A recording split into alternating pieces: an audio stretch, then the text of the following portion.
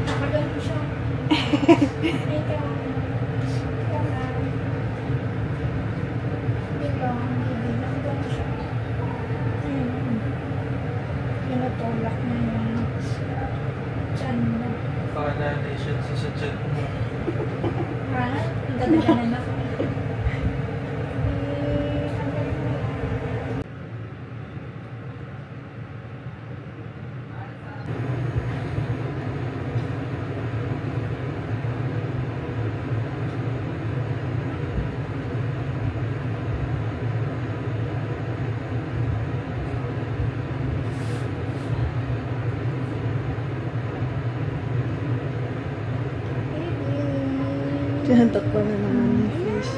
Sige, ganyan lang. Tapos steady na baby. Huwag mo malikot. Yan. Ang cute naman. Okay, huwag na malikot. Okay, nagdala. Lumanga po siya.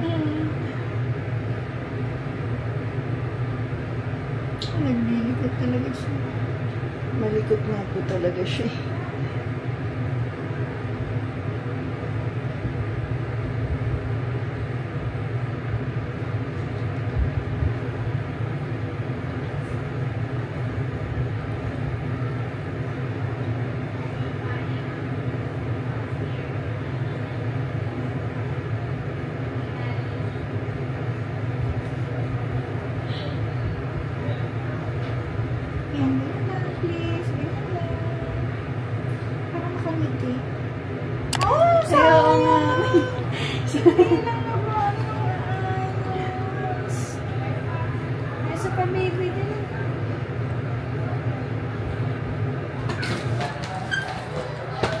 Smile siya.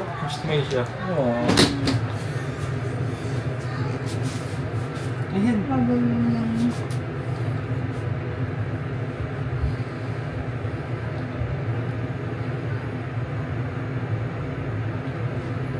Yan, ganyan lang please. Ganyan lang. Gumagalaw.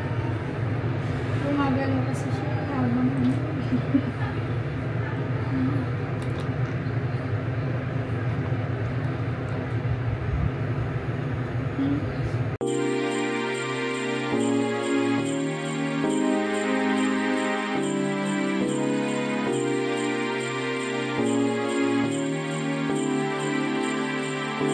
I got you on my wish list, boy.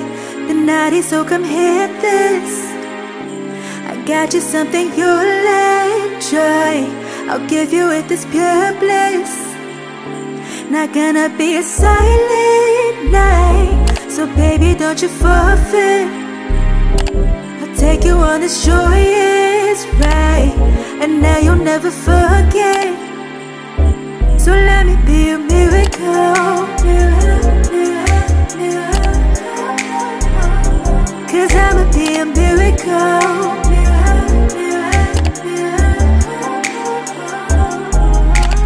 The loving cast is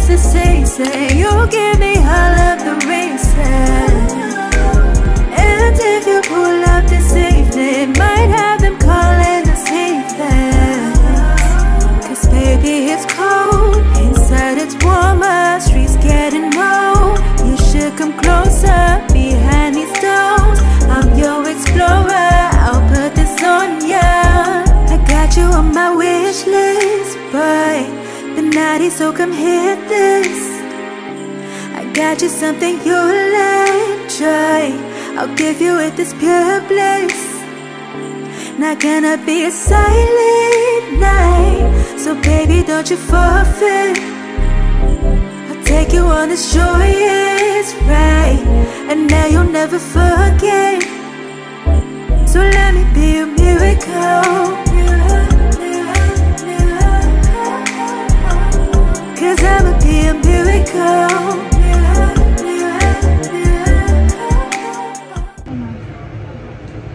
Balik po dyan. Meron kasi iba na, kala ko nga 34 na to eh. Talagang masikip na talaga yun. Hey guys, so we're finally done. Actually, yung unang try, parang pinagpahinga muna ako or uminom daw muna ako ng water, ganyan. Kasi si baby, ano ba yung unang sabi? Parang yung sa umbilical cord niya, no?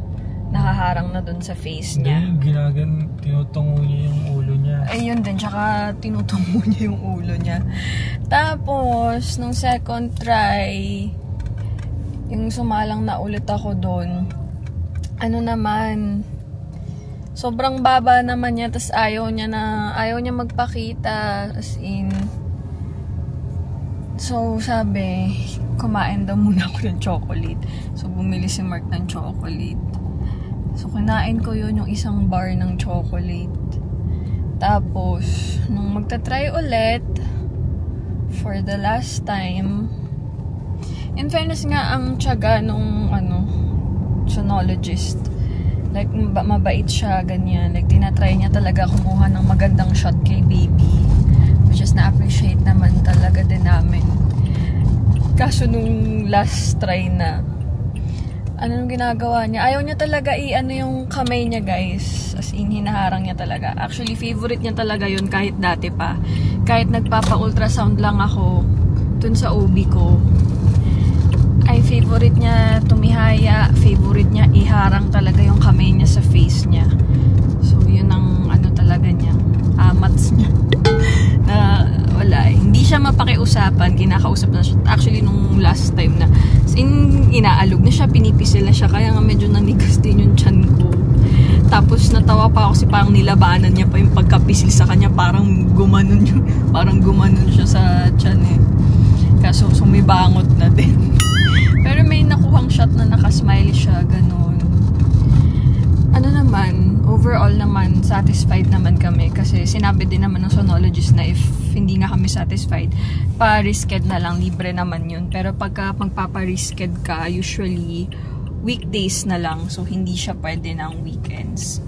Eh, okay naman yung mga shot niya. Tsaka, feel ko, wala, ganun na talaga eh. Kahit pag nagpapa-ultrasound. Sabi din nung sonologist sa akin, maliit daw din kasi yung tiyan ko. So, ayun, yung unang try nga, nakita ni Mark na parang yung dalawang kamay niya, ginagano niya sa tiyan ko. So, hindi ko lang kung nasisikipan siya sa tiyan ko kasi maliit or what. Pero yun, super, naman kami.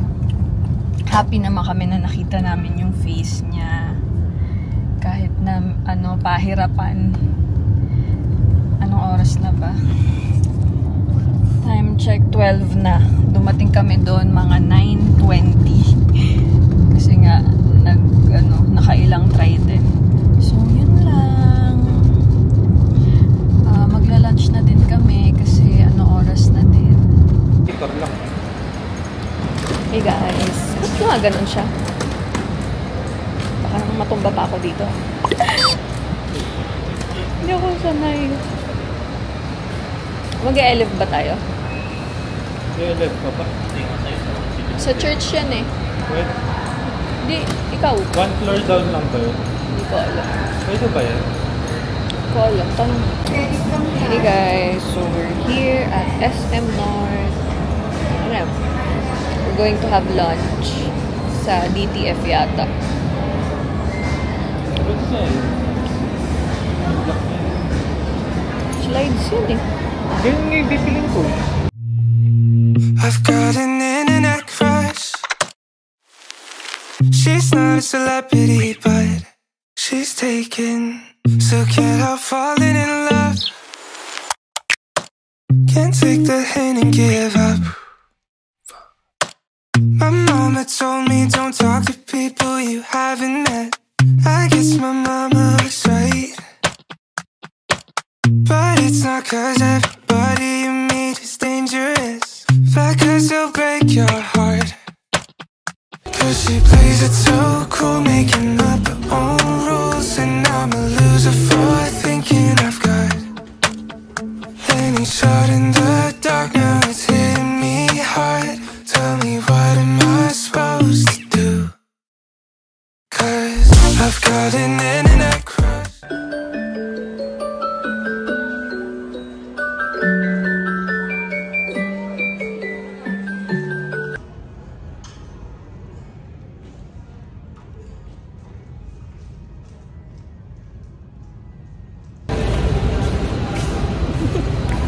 We're going home na kasi nabili na namin yung mga stuff na need ko bilhin. Pagod ka? Pagod din pala, kahit naka-wheelchair. Medyo masakit sa tail. Pero at least, hindi ako puro lakad. And we got the goods.